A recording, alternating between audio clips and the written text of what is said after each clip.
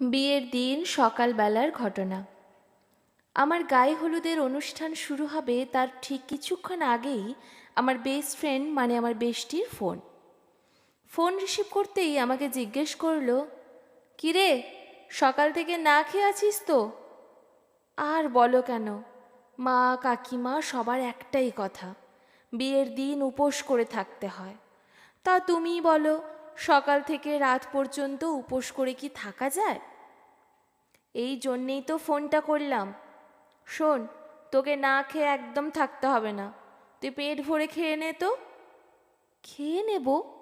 কি বলছো তুমি? আজ কোনো খাওয়া টাওয়া নয়, মা জানতে পারলে আর রক্ষে নেই। ধরা পড়লে তুমি তো আর বাঁচাতে আসবে না, আর খাবার দাবার কোথায় পাবো? তোকে বাঁচাতে হলে আমিই তো বাঁচাবো। তুমি তুমি আবার ওখান থেকে কিভাবে বাঁচাবে?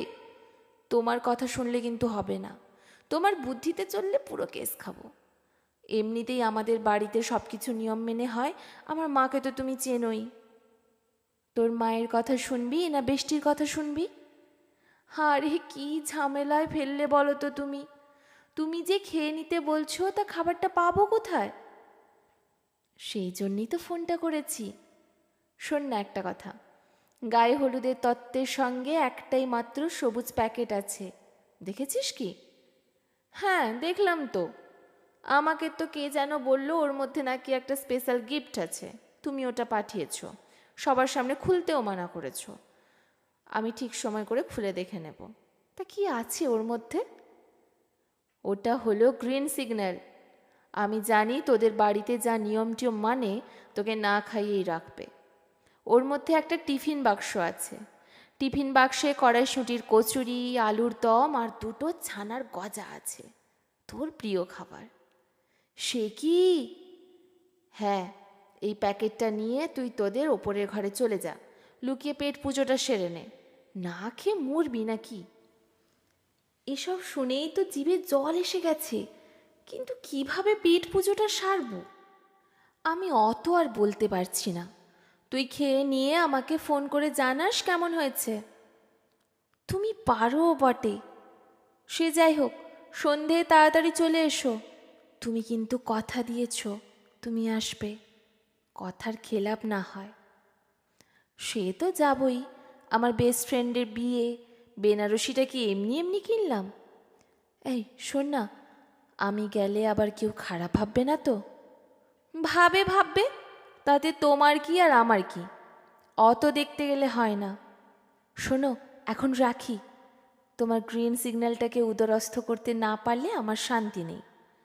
সন্ধেতে দেখা হবে, আর ফোন করে ডিস্টার্ব করবে না। পাগলি একটা। এই যে ঘটনাটা শুনলেন, এটা আমার বিয়ের দিনের ঘটনা। আমার বিয়েতে অবশ্য আমার বেষ্টি এসেছিল, মেকআপ টেকআপ করে এমন সেজেছিল আমিই তো চিনতে পারিনি। সাজগোজ করে বয়সটা প্রায় 15 বছর কমিয়ে ফেলেছিল। কে বলবে যে ওনার বয়স 55? অবাক হলেন তাই না? অবাক হওয়ারই কথা।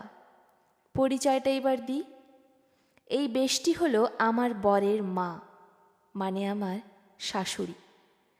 বিয়ের দিনে যিনি এই কীর্তিটি করেছিলেন, আবার ছেলের বিয়েতে নিজে বরযাত্রী হয়েও এসেছিলেন।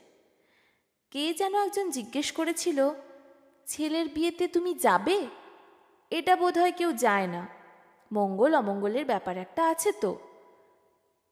এমন কথা শুনে দারুণ একটা জবাব দিয়ে বলেছিল, আমি তো ছেলের বিয়েতে যাচ্ছি না, আমার বেষ্টুর বিয়েতে যাচ্ছি, আর যাচ্ছি বলেই তো নিয়ম ভাঙতে পেরেছি।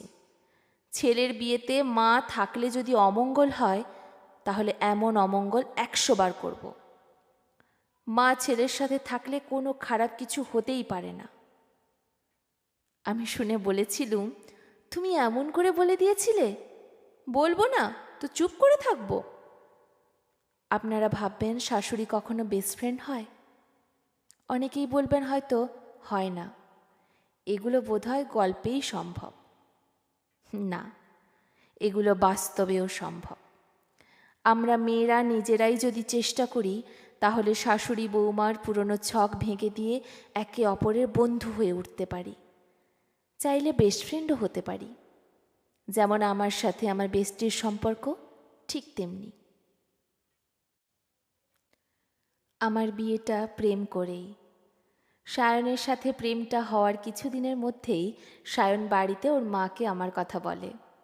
ওর মা বলেছিল, মেয়েটিকে একদিন আমাদের বাড়িতে নিয়ে আসিস তো, দেখব। মায়ের কথা শুনে সায়ন একদিন ওদের বাড়িতে নিয়ে গেল আমাকে। আমার তো ভীষণ ভয় ভয় করছে। আমার সাথে পরিচয় করিয়ে দিয়ে সায়ন বলল, মা, এই হলো মিতাশ্রী। আমার দিকে তাকিয়ে ভালো করে দেখে নিয়ে বলল, বেশ মিষ্টি নাম তো। আমি কিন্তু তোকে মিতা বলেই ডাকবো। আর হ্যাঁ, তুমি টুমি করে বলতে পারবো না, বুঝলি তো? ঠিক আছে কাকিমা, আপনার যেটা মনে হবে সেটাই বলবেন। এই আপনি টাপনি নয়, তুমি করেই বলিস। আপনিতে কেমন পর পর লাগে। মিতা মানে তো বন্ধু, কাজেই তুই আমারও বন্ধু। আর একটা কথা শুনে রাখ, আমার ছেলের সাথে যদি ব্রেকআপও হয়ে যায় কোনো দিন, তবু আমরা বন্ধুই থাকবো, এটা বলে রাখলাম। প্রথম পরিচয়টা এভাবেই হয়েছিল। আস্তে আস্তে এমন হয়ে গেল সম্পর্কটা একদম বন্ধুর থেকেও বেশি, একেবারে বেস্ট ফ্রেন্ড। বিয়ের আগে কতবার যে সায়নের সাথে ওদের বাড়িতে গিয়েছি তার ঠিক নেই। আমি না গেলেই আমার বেস্টির ফোন করে ঠিক এমন করে বলবে, আর আমি যেতেই বাধ্য। কিরে, 1 মাস তো হতে চলল, কবে আসবি বল? যাব গো, কিন্তু সময় পাচ্ছি না। এই শোন না, সিনেমা দেখতে যাবি? সিনেমার নাম শুনলে আমাকে আর পায় কে? আমি শুনেই বলতাম, কবে? কাল তোর টাইম হবে? বেশ, তাই যাব। 5 বছর সায়নের সাথে প্রেম, তারপর বিয়ে। বিয়ের 5 বছর আগে থেকেই বন্ধুত্ব অনুরাধা ব্যানার্জি মানে আমার শাশুড়ি মায়ের সাথে। আমি একদিন বললাম, বিয়ের পর কিন্তু তুমি আমার শাশুড়ি আর আমি তোমার বৌমা। শুনে বললেন, একদম না, আমি নিজেকে তো শাশুড়ি ভাববই না কখনো, আর তুইও নিজেকে বৌমা ভাববি না। সম্পর্কের নাম শাশুড়ি বৌমা না হয়ে সম্পর্কটা হোক বেস্ট ফ্রেন্ডের। তুই আমাকে বেষ্টি বলে ডাকিস, দেখবি কত সহজ হয়ে গেছে সম্পর্কগুলো। জানিস মিতা, সম্পর্ক যখন শুরু হয় তখন সেটা নরম কাদার মতো থাকে, যেমন করে গড়বি তেমন করেই গড়া যাবে। আর সেটা তো আমাদের হাতেই থাকে। শাশুড়ি মানেই কর্তৃত্ব, এই ব্যাপার থেকে দূরে সরাতে পারলে কত সহজ হয়ে যায় সব কিছু। কি জানি মানুষটার মধ্যে কি আছে, সেই কবে থেকে আজ বন্ধুত্বের হাত বাড়িয়ে নিজের করে রেখেছে। আজ আমাদের বন্ধুত্ব 10 বছর। বিয়ের আগের 5 বছর, বিয়ের পরে আরও 5 বছর একসাথেই কাটিয়ে ফেলেছি। কখনো মনে হয়নি আমরা শাশুড়ি বৌমা, এমনকি মা মেয়েও হতে চাইনি। বরং আমরা একে অপরের বন্ধু, বেস্ট ফ্রেন্ড। আমরা বেষ্টি।